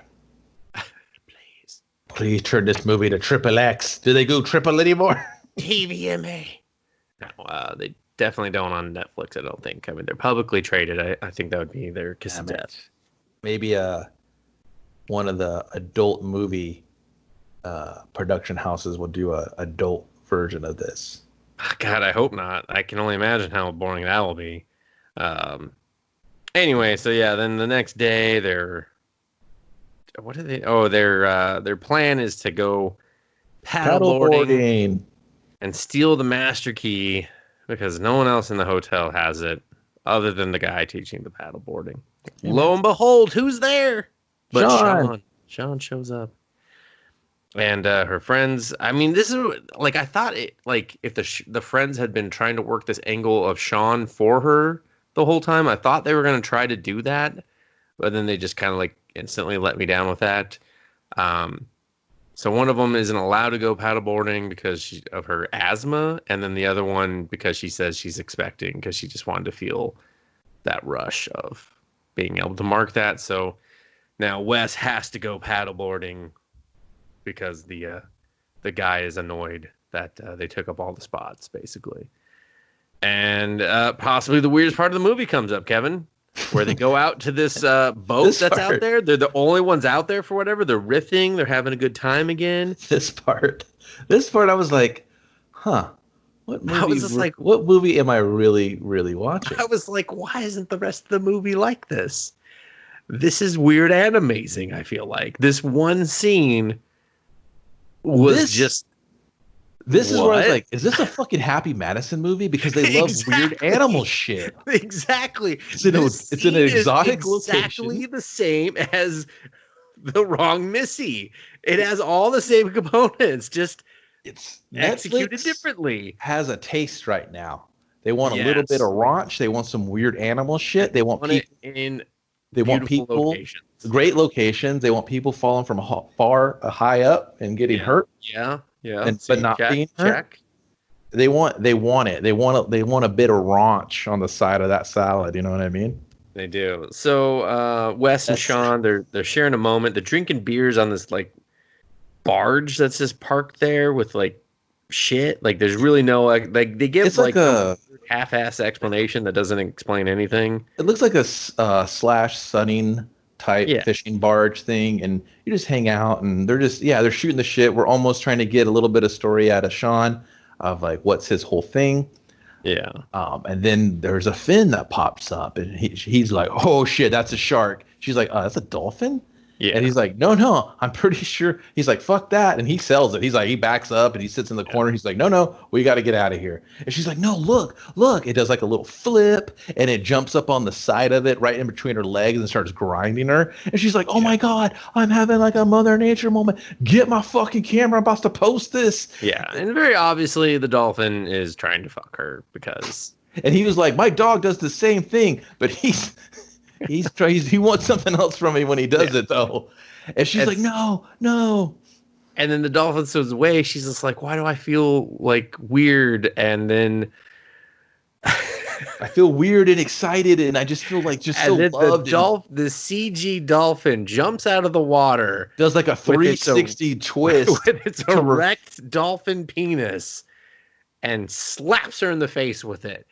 Slaps her. Which is payoff to the joke earlier when Ramon offered to zinc her face and her friends go, yeah, she always lets the zinc in her face. So it was a good bit of payoff, but my God, they actually CG'd a dolphin penis smacking her in the face. And and then they go back to shore. She's like, that was horrible. She doesn't really even tell her friends, but they're just like, yeah, we got the master key. And the friends make little jokes. They're like, oh, what's that smell? Like, yeah. They're like, what's that smell? And it's, again, another time to kind of take the joke up a notch. I think it was all in slow motion when they did it. So you can really drink this fucking scene in. I would have had if it was me, slow motion in the movie, I would have had a tooth fly out on her. Like, that would be great. Like, hey, everyone loved that in The Hangover when he was missing a tooth. Have her miss a tooth for the rest of the time. If she doesn't even have to sell it for the rest of the movie, she can just kind of just put her finger in the side of her mouth going, you know what I mean? I can't afford this. Like, really, like, they don't break Wes down enough. I feel like she starts at rock bottom and she's just kind of like living there, and she's like used to it. She's like knife fighting bums every other day, and that's just like her normal life. So I don't get this perception that she's really hitting her rock bottom and learning her lesson, ever. The thing is that she's almost a little too comfortable with her version of failure in life. Yeah. So when we get to the Cabo and stuff, there's these actual physical things that can happen to her to represent it. That's why I would throw her out the window. That's why I would knock her tooth out from the, you know what I mean? You can show the audience the physical beating that she's taking. Okay, I've emotionally been drained. She never gets emotionally drained. So that's why you have to physically drain her so she can get to the point of being emotionally drained. Totally. And I think there's so many times to kind of really show that. And her friends are doing the best to hold her up by putting their own thing to the side. And I think they should have addressed it a little bit more as she went to those physical, almost like tantrums in a way. Just a little bit more, because then when the friends kind of have their like snafu, it feels like I'm really watching another movie. I'm watching this weird fourth act kind of thing happen. Yeah. I'm like, what the fuck? The friends become like kind of useless characters at that point. Yeah, they divide. Right. Because like, why are you in the movie now? About 75% of the movie, they're kind of just support characters for Wesley and having her kind of achieve her dreams. And ironic enough, the two friends, they say that to her. And yeah, she's coming off selfish and she's coming off like a brat. And they kind of call her on her shit, which is totally fair. But then it kind of makes the movie go on for another 40 minutes. And you're like, man, like... They needed to choose a lane with these two. They either needed to make the movies about Wesley. She's our star. She's going all the way. You guys are the support things to sell her jokes. And you guys can have real quick throwaway subplots of like, we slam dunk your problem and we home run your fucking problem. And we did it. And Wesley, she learned a lesson. She's a better person. She's a better friend. And, you know, she's not fighting bums anymore. She's fucking educating bums, you know, and yay, that's her journey. Yeah, you know? But instead it's like they wanted 3 main characters, but they don't give 2 of them main character roles. Exactly. So then they're back at the resort. Wes isn't feeling good. They see all the characters they've interacted with at the hotel, conveniently in one place. She passes out. Here comes Nolan. He starts giving her mouth to mouth because why everyone just lets this happen. Her friends are like, should we allow this? And it's like, the answer is no, but you're allowing it. It's not funny. The mom comes over, calls them all whores. They just kind of no-sell all of her jokes. And somewhat possibly the second funniest, weirdest part of the movie, she just pukes dolphin semen on the mother. So how it got in there, I don't know. But I think it was just her throwing up, dude. Like I didn't. Yeah, really... but they alluded that there was something. Dustin, you alluded. You're feeling your own. The friend goes, "There's that smell again." Yeah, it's the fishy smell. I would assume. I don't know. Like, there's where did the fishy smell come from? The dolphin didn't nut in her fucking mouth, man. Like that never happened. Her in the face. We didn't see it, Kevin, but I'm pretty sure that's the implied. Yeah, it teleported. Was that dolphin semen was vomited on this other woman? Idiot. This is what I would have done with this scene. This is another epic fail on their part of something they have the ground. This whole scene was stupid as fuck. Super funny. She could be like, I feel real nauseous. It's kind of like when you eat bumblebee tuna real fast because you don't got nothing else to eat because you're fucking poor. The friends could be like, ugh, poor. Like, she falls over and then the kid could be like, oh, what smells like fucking Charlie Tuna's twat or something, and then he could be like, it's her mouth, you know what I mean? Like, he could have done anything, like to kind of punch it up or something, but it's like almost the friends wait for her to go through physical distress. Yeah. And they're just really trying to sell this pedo joke that's not even really, it's not even funny. Well, they go to it way too much. Yeah, and it doesn't really even come across as like pedo. It just says, it's just like a misunderstanding that no one wants to take the time to clarify. Like, they don't try to clarify it. The mom doesn't ask any pertinent questions. But she wants to threaten them all the time and shame them. And it's kind of like, she's like, oh, you slut. She's like, oh, slut shaming. And, like, the mom, like you said, every time they talk, it's like the mom's not there. Yeah, it's like she thought she was in a different movie, and no one told her. She's like, I auditioned for this role in this movie. They're like, good enough. We won't pay you. It's just a real wacky scene that could have been like punched up, but they just I feel like they just did the bare minimum there because they were so trying to get the pedo joke over when they could have had a whatever you wanted with a dolphin. It was dolphin scene. Yeah, I guess. Not what I wanted. It's what they did, Kevin. Okay. I wasn't like, yeah, dolphin semen. I was just like, oh, that was dolphin semen. Finally. This guy, she got zinked. And so then they get kicked out of the hotel for, I don't know, puking on her.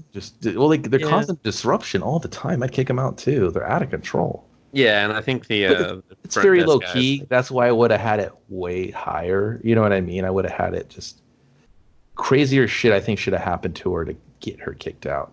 Yeah, and then for some reason, there's no other hotel. There's no nice hotels they can go to, I guess, or they just don't want to spend the money, and so they go to what looked like a community center, like a YMCA with rooms.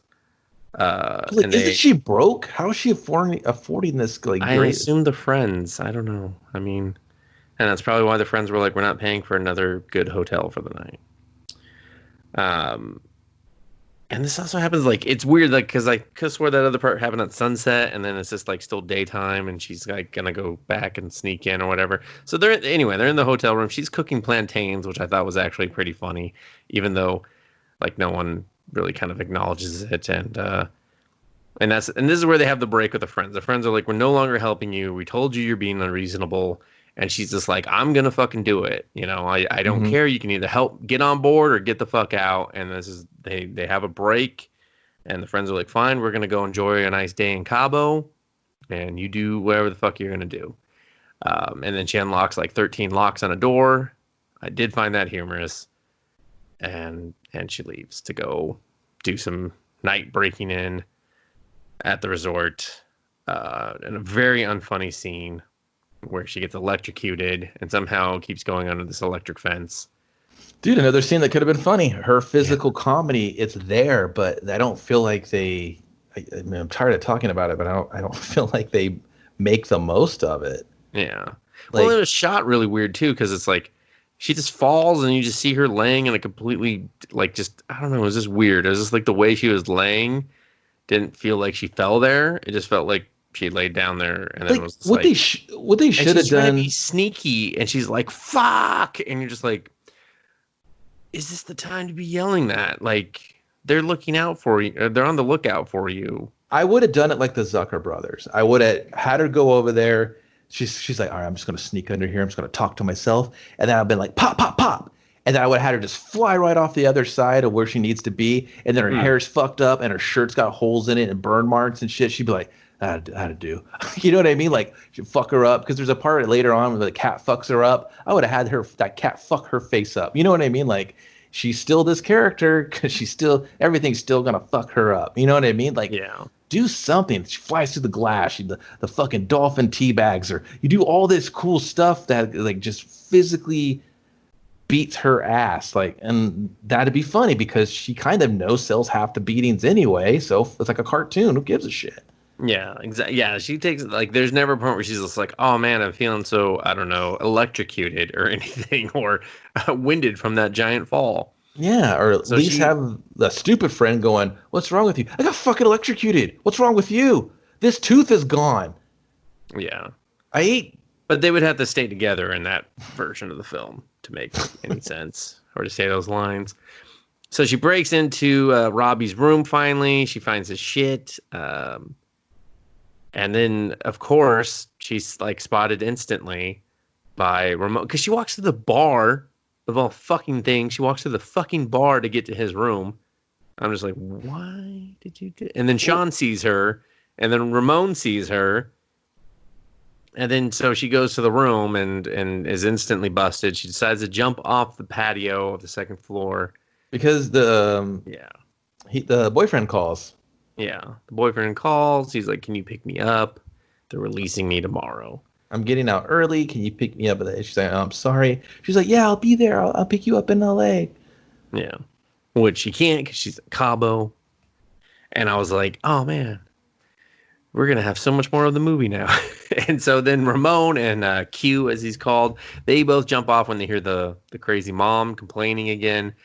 And Q, for some reason, says, I racked my nuts several times. None of it's funny. I don't even know how he racked his nuts. I'm like, how did you fall on your nuts specifically? It's hilarious. I saw how you fell. You didn't fall on your nuts, but whatever. I don't understand why they had a hard time getting in the room when they have the keys to everything. Yeah, I didn't understand why they had to jump off. Why didn't they just run down? And it's not like she was moving, you know? Like, they could have just ran down and caught her easily. Yeah, could have ran by the mom. Hey, Tit Fighter's back. You got to run. And she'd be like, oh, that's it. Takes her shirt off. And everyone's having a laugh again. Because remember? She's got them all taped up this time. She's like, she's going down. Yeah, just all the tapes on her tit. One says murder and one says death. And she's just, have some fun with it. She's got her tooth on a chain. She's just like fucking coming for the full set. Yeah.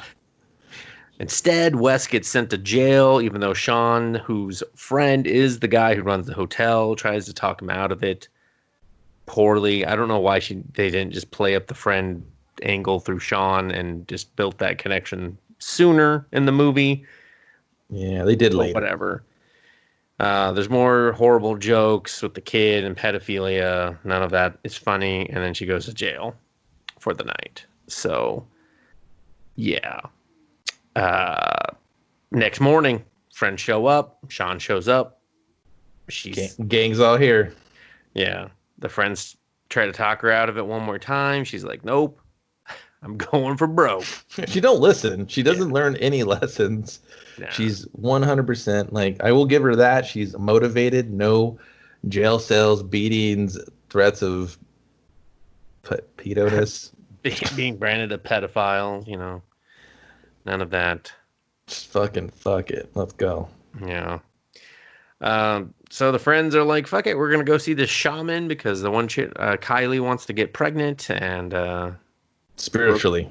Spiritually. Wait, no, she wants to really get pregnant. No, well, she does, but her whole thing is like, she's real spiritual. She thinks, right. Yeah. Modern medicine isn't working, so what the fuck can she do? Go to a shaman. Mm-hmm. And so they continue their journey that we'll get into. And then now, for whatever reason, Sean is stuck with her. She goes and buys a dress for some reason. She needs new clothes. She's stinky. And then Robbie calls, and they're like 25 feet away from each other.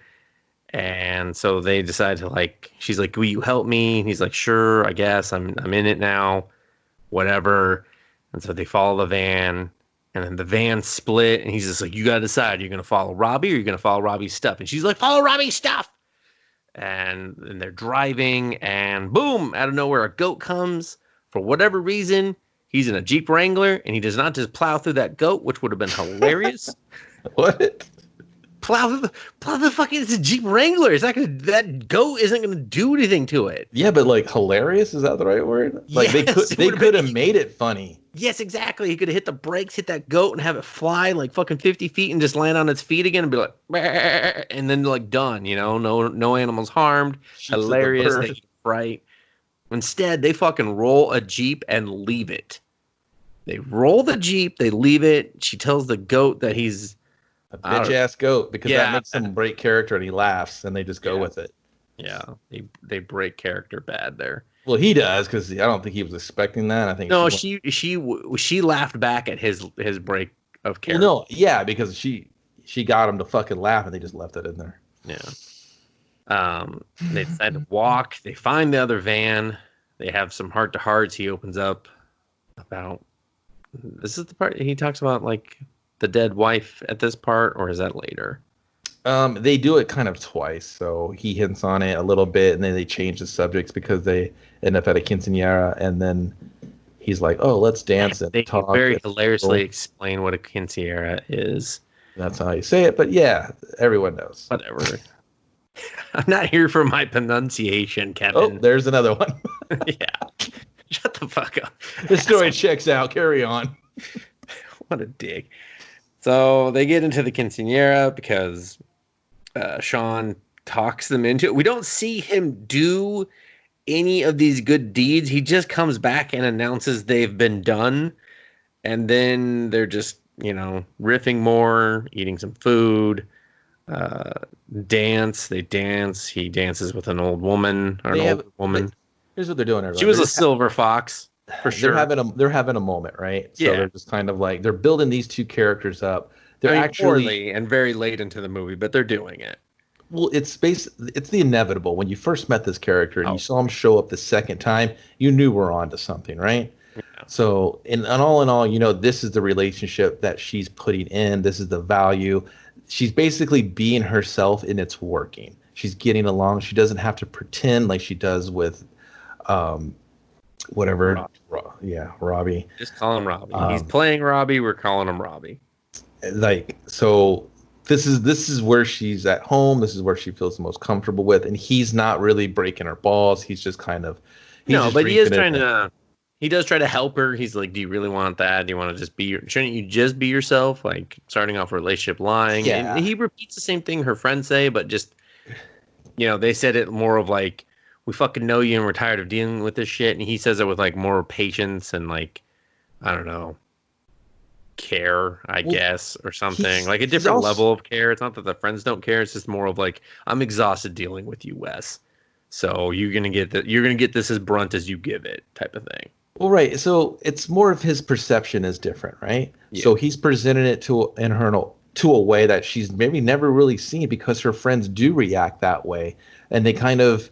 It's like any relationship. You always kind of have a way that you listen and you speak to a person. So even though your intentions are probably true, it comes off in a way that might be judgmental, and then that's the way the person's just used to hearing shit from you. So that's the way they kind of react. But now it's coming from a guy that's actually, she's enjoying, her guard's down, she's being herself, and it's not being ridiculed or shunned. It's not really bringing her any negative anything. So she's kind of like, wow, this is interesting. So you slowly see that they both feel the same way.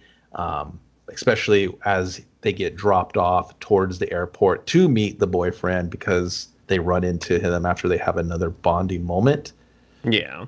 Well, in her plan, she lays out her plan here too, that she's going to basically say that she came down to fly with him so that she can give him drugs and knock him out and then delete the email.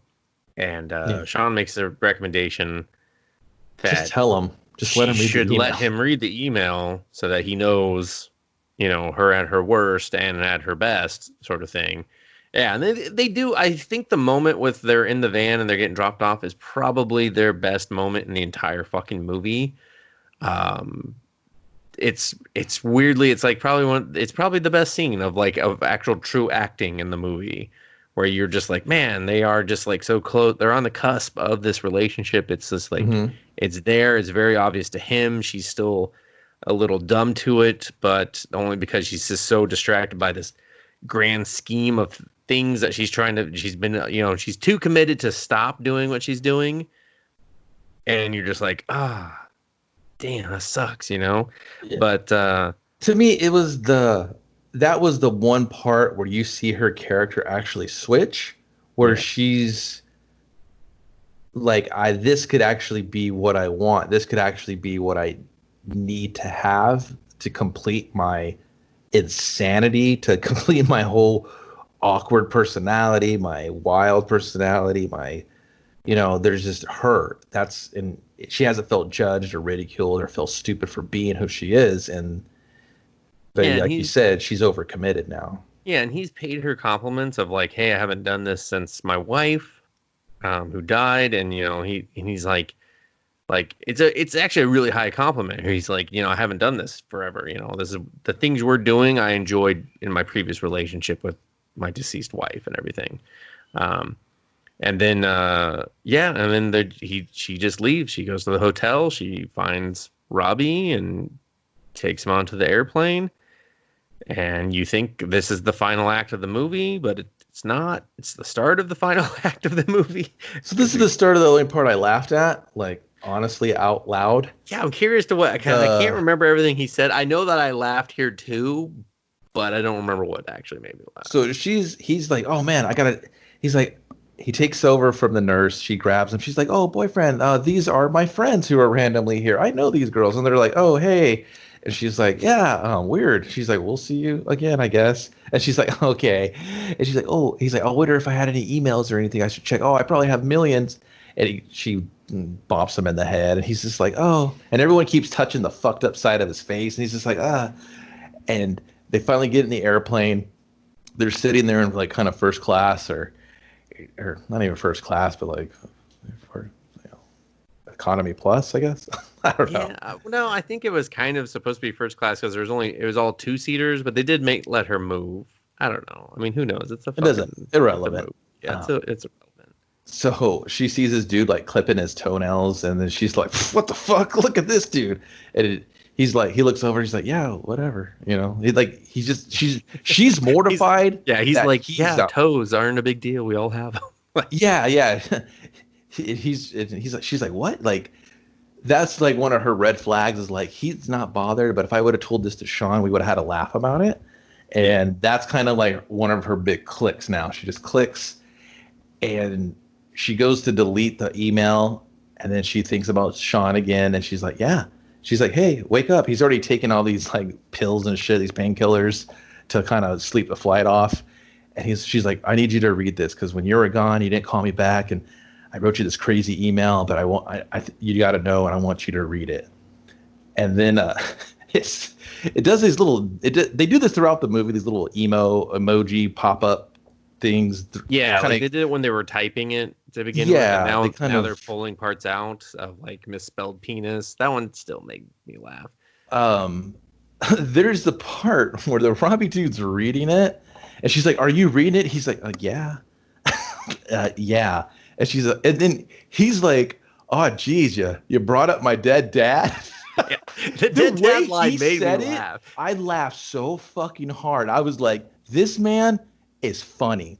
If he can play this kind of like Ken doll character that's kind of aloof, but like is given just minute things to be humorous." But that's the problem with this movie. There's so much funny potential, but nothing just really knocks it out of the park. Nothing really makes me, and I don't know if I was supposed to laugh, but no, I think you are. Like, he does nothing. The little bit he's in the movie, this part is out of character for sure, but it's hilarious. It's really funny. But I don't think it is, dude. Like, it's played where this is the part where she's letting him read it. This is the most vulnerable she's ever been because she doesn't want to be out of character. He's out of character. Actually, I don't think he really is. Every time you see him speak, he's very monotone. He keeps the same tone. He doesn't sell anything she does. She hits him with the bag. He's not like, damn, bitch. When he's in the hospital, he's very kind. He's very courteous. Everything he says, while being a bit robotic, is very nice, even if he means it maybe she takes it as a different way. He's like, oh, you're not like a normal crazy LA girl. And then she's like, haha, I am just that, but like times 10. So she's super reserved around him.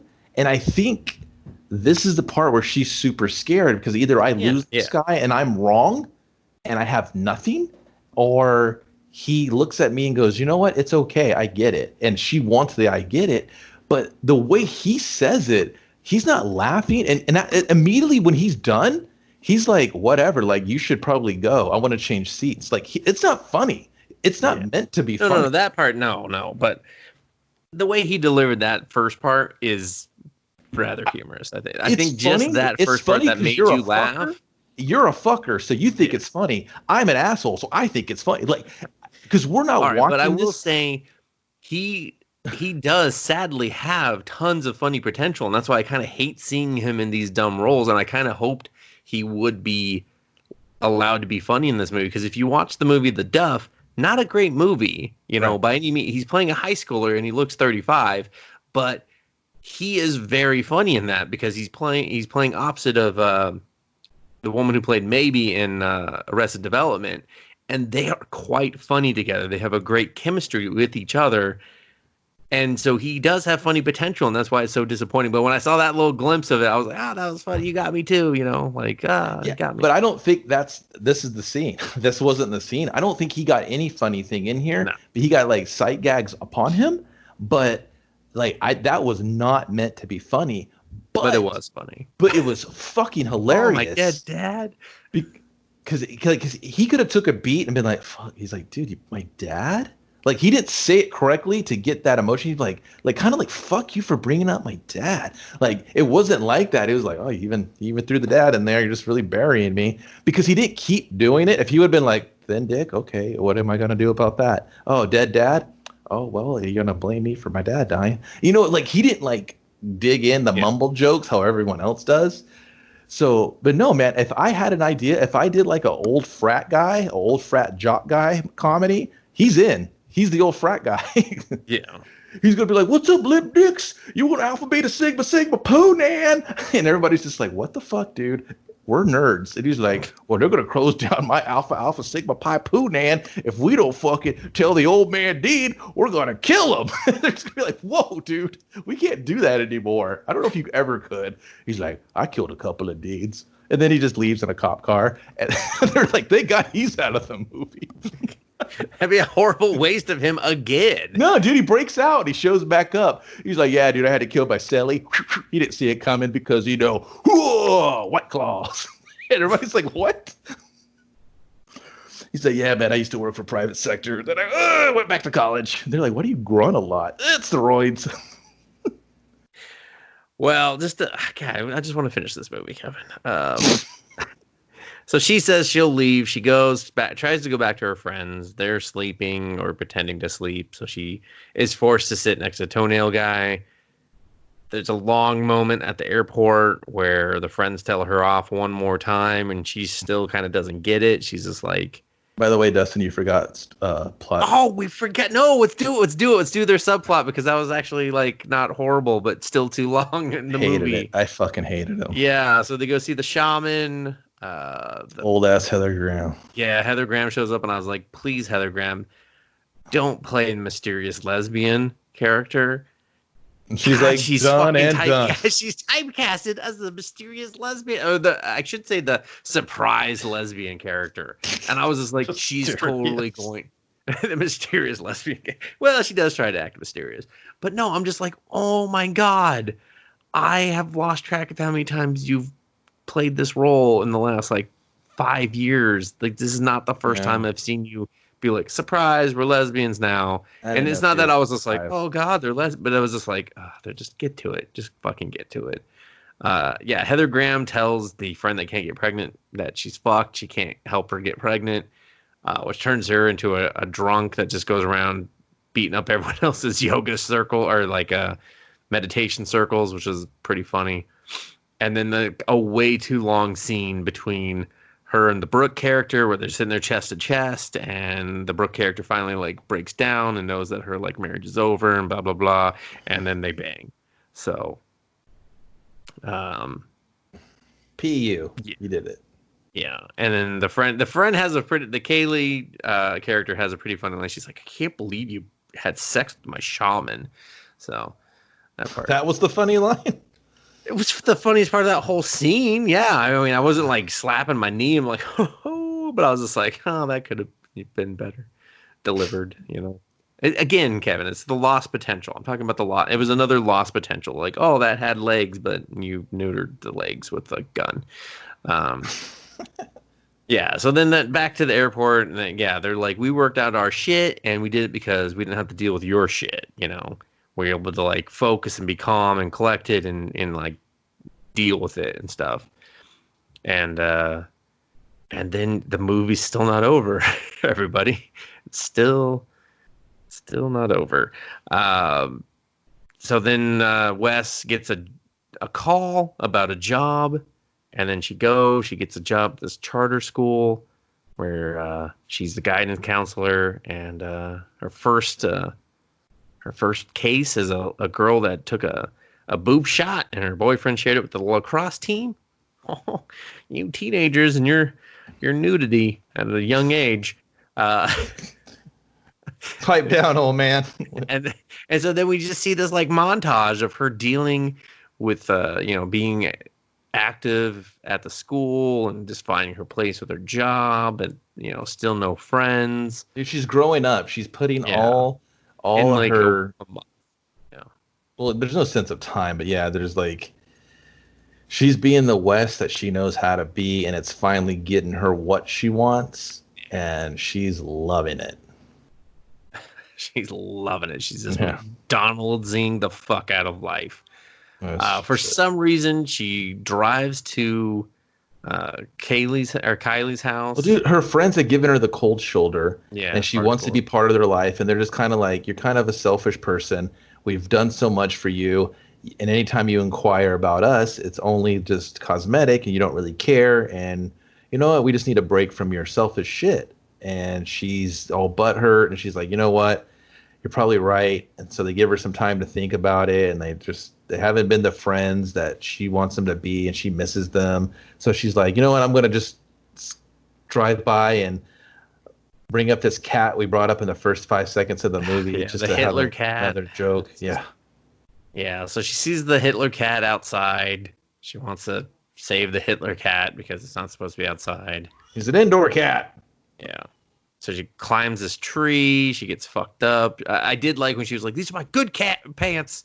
Wasn't the cat's name like Kevin as well, or Kyle? It was Kevin, Something. and she climbs up with anybody that climbs a tree to get a cat, fuck you. The cat's gonna come down or it ain't. You know what I mean? Like, Yeah, it seemed to be doing just fine. You know, it was a stunt cat anyway. They painted on that mustache. It was disgusting. It was disgusting. Yeah, so she falls out. They all come out. She says she's like the cat and blah, blah, blah. And basically, like, apologizes. he's not perfect, but you love him. I'm not perfect, and you guys love me. So, and the joke of the scene is they think that she has a surrogate, and she's like, they're just selling the house. And everyone was like, LOL, that's our West. And I was like, why are you selling the house? That's a nice house in a good neighborhood. What the fuck? Like, okay, whatever. And then Wes fucking Instagram stalks Sean, finds out that he's at the same fucking bar because they're just like, we love this location. Wouldn't she just have his number from the first time they called? Yeah, I mean, yeah.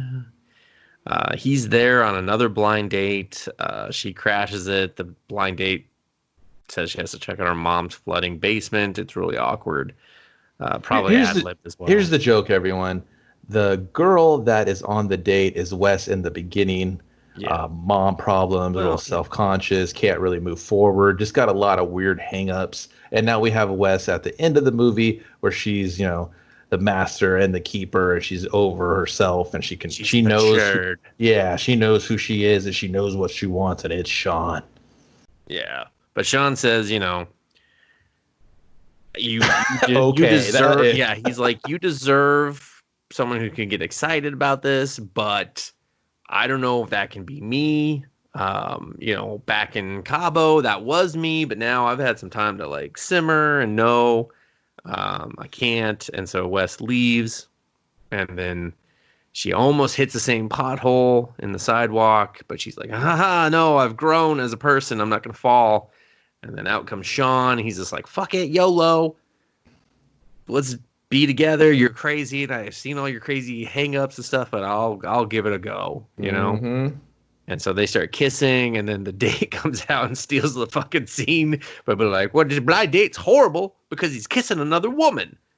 Yeah. And then they stay on the scene of the fucking restaurant for so fucking long that I was like, I thought the blind date could have had a better line to steal.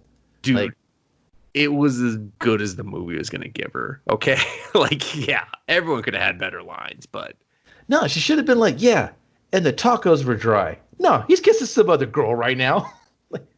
So, not bad. Better than yesterday. So, they only had domestic beer. Yeah, domestic. You know I can't get blitz on fucking domestic. Or we could have done that. She's like, I need a solid IPA. I got to see his fucking beard. I got to feel the fucking grain. Does she just stop in front of the camera and just do like a monologue? Why they made out for like an entirely way too long, unbelievable moment on a street, No, yeah. Why they suck face? I'm going to do a monologue on the phone really quick. Yeah. No. I got time. I half expected the movie just to have her fucking do the same fall that she did and then have Robbie show up, and then they're the perfect couple together too. And then just be like, look, everyone is happy. Everyone. She should have slipped and fell, and then the dog guy should have been there. He'd be like, I've been standing here waiting for you to come back. Been waiting this whole time. In fact, I'm the one that put that hole there just so I could rescue any damsel I could find. So, and that, I guess, is the end of the movie. I mean, it just kind of runs the credits. It just runs the credits. It's really it just runs those credits. It just runs those credits. I mean, it's just as Kevin and I have mentioned several times, there's so many missed opportunities. Like, it's not even like it's definitely too long, but it's not unwatchable. Like, that's why I kind of bring up the wrong Missy comparison, because I felt like I was watching some weird similar version of like, oh, this deviated this way and this one deviated that way, but they both started in that same fucking general spot. Yeah, especially with the dolphin thing and the shark thing. It was just like, they're real similar to each other in certain. They got some similar beats, you know. I think the wrong Missy had wackier like side characters. Well, yeah, I'm not saying that. Well, yeah, of course it was Happy. That kind of made me. Yeah, that was true to form for them. Where this tried to stay a little bit grounded-esque and very loosely say that. But that was the problem I had with it. Like, I was like, you need to pick a lane. Either you're fucking crazy CG dolphin fucking, or you're just like where was more of that? Or you're just kind of little raunchy girl joke things, dildo jokes, or you're just kind of like pull her hair fat joke kind of like, you know what I mean? Like, what Mean Girls, what level of snarky, like, I didn't know the tone, because I swear to God, in the first 20 minutes, it really felt like a Hallmark movie to me, with like the colors and the way it was lit and the way it looked visually. And I was like, this just looks like a throwaway, like, poop, poop, poop, poop, poop.